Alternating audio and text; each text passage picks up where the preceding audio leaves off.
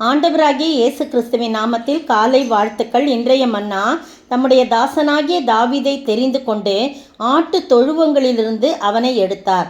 சங்கீதம் 78 வசனம் 70. பாருங்க, எவ்வளோ அருமையான வார்த்தையை சங்கீதக்காரன் தன்னுடைய சங்கீதத்தில் எழுதி வச்சிருக்கிறாரு நம்ம பார்க்கணும். இது ஆசாப் எழுதின மஸ்கீல் என்னும் போதக சங்கீதம். ஆசாப்பின் சங்கீதத்தில் தாவீதை குறித்து எழுதுகிறார். நம்முடைய தாசனாகிய தாவீதை அவர் தெரிந்து கொண்டார். எப்படி தெரிந்து கொண்டார்? ஆட்டு தொழுவங்களிலிருந்து அவனை எடுத்தார், தூக்கி எடுக்கிறார். அடுத்த வசனம் பாருங்க, கரவலாடுகளின் பின்னாக திரிந்த அவனை, திரிந்துக்கிட்டு இருக்கான், ஆடு மேய்ச்சிக்கிட்டு இருக்கான், திரிந்த அவனை தம்முடைய ஜனமாகிய யாக்கோபையும் தம்முடைய சுதந்திரமாகிய இஸ்ரவேலையும் மேய்ப்பதற்காக அழைத்து கொண்டு வந்தார். ஆடு மேய்ச்சது போதும், நீ இனிமேல் என் பிள்ளைகளை நீ அரசாள வேண்டும் என்று சொல்லி அழைச்சிட்டு வந்தார். பார்த்தீங்களா? இவன் அவர்களை தன் இருதயத்தின் உண்மையின்படியே மேய்த்து தன் கைகளின் திறமையினால் அவர்களை நடத்தினான். பார்த்தீங்களா? அதுதான் தாவீது கர்த்தருடைய இருதயத்துக்கு ஏற்றவனாக எண்ணப்பட உண்மை காணப்பட்டது. தன் இருதயத்திலே உண்மையின்படி மேய்த்து தன் கைகளின் திறமையினால் அவர்கள் நடத்தினார். யாரை? யாக்கோபையும் இஸ்ரவேலையும் அவர் நடத்துகிறத நம்ம பார்க்குறோம். அதனால தான் தாவீதை அவர் தெரிந்து கொண்டார். என் தாசனாகிய தாவீது, என் தாசனாகிய தாவீதுன்னு சொல்கிறார். இதே காரியம் பாருங்கள், 1 நாளாகமம் 17:7 பாருங்கள்.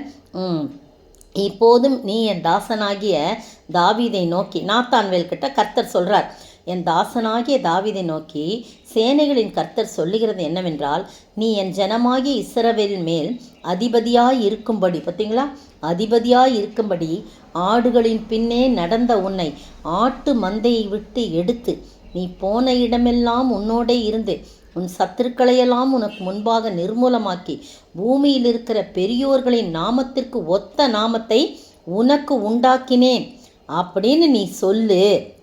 அதனால் நிறைய சொல்கிறாரு. உன் சத்துருக்களையெல்லாம் கீழ்ப்படுத்தின இப்போது கர்த்தர் உனக்கு ஒரு வீட்டை கட்டுவார் என்பதை உனக்கு அறிவிக்கிறேன். ஏன் இதை சொல்கிறான்னா, இதே சம்பவம் 2 சாமுவேல் 7:8 இதே வார்த்தை, இதே சம்பவம் சொல்லப்பட்டிருக்கு. என்னன்னா, தாவீது தன் வீட்டிலே வாசமாக இருக்கும்போது நாத்தான் தீர்க்கதரிசியன் வராரு. அவரை பார்த்து சொல்கிறாரு, பாருங்க, நான் கேதுரு மரத்தினால செய்த வீட்டிலே நான் வாசம் பண்ணுறேன். ஆனால் கர்த்தருடைய உடன்படிக்கை பெட்டியோ திரைகளின் கீழ் இருக்கிறது. எனக்கு அது ரொம்ப கஷ்டமாக இருக்குது. அதனால் அவங்களுக்குன்னு அதுக்கு ஒரு ஆலயத்தை நான் கட்டணுமே, என் ஆண்டவர் வாசம் பண்ணுவதற்கென்று ரொம்ப மன பாரத்தோடு சொல்கிறார். நான் மட்டும் கேதுரு மரத்தில் செய்யப்பட்ட வீட்டில் இருக்கிறேன், எங்கேயோ கிடந்த நான் மட்டும் இப்படி வாசம் செய்யணும் நாத்தான் சொல்கிறார். உடனே தாவீதை பார்த்து, நீர் உன்னுடைய இருதயத்தில் இருக்கிறதெல்லாம் செய்யும், தேவன் உம்மோடு கூட இருப்பான்னு சொல்லிடுறார். ஆனால் அந்த ராத்திரிலே தேவனுடைய வார்த்தை நாத்தானுக்கு உண்டாகி, நீ போய் என் தாசனாகிய தாவீதை நோக்கி கர்த்தர் சொல்கிறது என்னவென்றால், நான் வாசமாயிருக்க நீ எனக்கு ஆலயத்தை கட்ட வேண்டாம். நான் இஸ்ரவேலை வரப்பண்ணின நாள் முதற்கொண்டு இந்நாள் வரைக்கும் நான் ஒரு ஆலயத்தில் வாசம் பண்ணாமல் ஒரு கூடாரத்திலேருந்து மறு கூடாரத்துக்கும் ஒரு வாசஸ்தலேருந்து மறு வாசஸ்தலத்துக்கும் அப்படியே பெயர்ந்து தான் அந்த உடன்படிக்கப்பட்டு என்ன பண்ணிச்சு போயிட்டு இருந்துச்சு. நான் சகல இஸ்ரவேலோடும் உலாவி, நான் ஃப்ரீயாக உலாவேன், ஒரு இடத்துல என்னைய கட்டி வைக்க வேண்டாம். நான் சகல இஸ்ரவேலோடும் உலாவி வந்த எவ்விடத்திலாயும் நான் என் ஜனத்தை மேய்க்க கற்பித்த இஸ்ரவேலின் நியாயாதிபதிகளின் யாதொருவனை நோக்கி, நீங்கள் எனக்கு கேது மரத்தால் செய்யப்பட்ட ஆலயத்தை கட்டாத்திருக்கிறது என்னன்னு நான் யார்கிட்டையாவது ஒரு வார்த்தை சொன்னேன்னா, இப்போ போய் நீ தாவீதை, என் தாசனாகிய தாவீதை நோக்கி சொல்லு, என் ஜனமாகிய இஸ்ரவேல் மேலே நான் உன்னை அதிகாரியாக்கிக்க ஆடுகளின் பின்னே நடந்த, அந்த இடத்துல என்ன இருக்குது, சங்கீதத்தில் 78 சங்கீதத்தில் திரிந்த அப்படின்னு போட்டிருக்கு. அப்படிலாம் இருந்த உன்னைய ஆட்டு மந்தையிலிருந்து எடுத்து, அந்த இடத்துல ஆட்டு தொழுவத்திலிருந்து எடுத்துன்னு சொல்லப்பட்டிருக்கு. நீ போன இடமெல்லாம் உன்னோட கூட இருந்தேன் அப்படின்னு சொல்லி சொல்கிறார். இந்த அருமையான வேளையிலே ஆண்டவர் தெரிந்தார்னா அது ஒரு உன்னதமான தெரிந்தெடுத்தல். மீனை பிடிச்சிக்கிட்டு இருந்த பேதுருவை என்ன பண்ணார் ஆண்டவர்?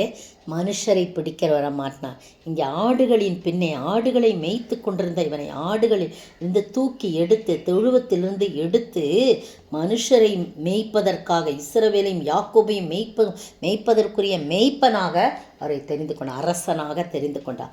நீங்களும் நானும் அவன் ஏன் தெரிஞ்சு கொண்டான்? அவன் இருதயத்தின் மன உண்மையின்படியை மேய்த்து தன் கைகளின் திறமையினால் அவர்களை நடத்தினான். நீங்களும் நானும் உண்மையாக இருக்கும்போது நம்ம எங்கோ கடந்த மூலையில் கிடந்த நம்மை பார்த்து அவர் உயர்த்தி மகனே மகளே என்று சொல்லி ஐயா நம்மை உயர்த்துவார். ஏற்ற சமயத்தில் உயர்த்தப்படும்படி அவருடைய பலத்த கைக்குள் அடங்கியிருப்போம். கர்த்தர் நம்மை தெரிந்து கொண்டிருப்பார் என்று சொன்னார். நம்மை உயர்த்த வல்லமையுடையராக இருக்கிறார். உண்மையோடு காணப்படுவோமா? ஜெபிப்போம். எங்கோ நான் வாழ்ந்தேன், அறியாமல் அலைந்தேன், என் நேச தேடி வந்தே, நெஞ்சார அணைத்து முத்தங்கள் கொடுத்து நிழலாய் மாறிவிட்டீ. நன்றி உமக்கு, நன்றி நன்றி உமக்கு நன்றி. அப்பா பிதாவே, அன்பான தேவா, அருமை இரட்சகரே, ஆவியானவரே, ஸ்தோத்திரிக்கிறேன் ஆண்டவரே.